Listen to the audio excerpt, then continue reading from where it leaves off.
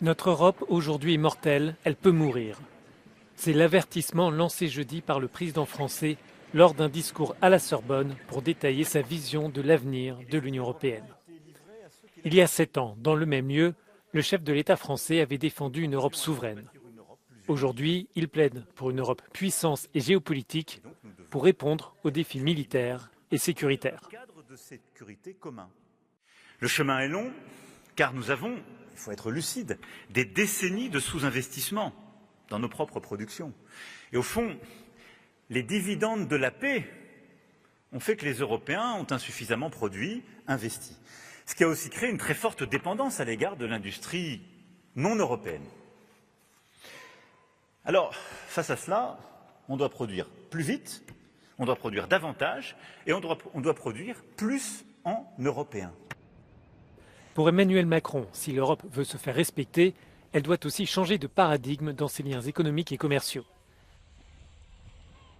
Avec des normes sociales et environnementales plus exigeantes, l'Union risque le décrochage face aux États-Unis et à la Chine qui mènent des politiques plus agressives pour défendre leurs intérêts. Nous avons aujourd'hui un défi, c'est d'aller beaucoup plus vite et de revoir notre modèle de croissance.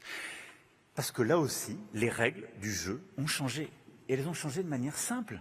Les 2 premières puissances internationales ont décidé de ne plus respecter les règles du commerce. Je le dis dans des termes très simples. Mais c'est ça la réalité depuis l'Inflation Reduction Act. Le président français souhaite accélérer la politique industrielle dans 5 secteurs stratégiques qui façonneront le monde de demain. L'intelligence artificielle, l'informatique quantique, l'espace, les biotechnologies et les nouvelles énergies.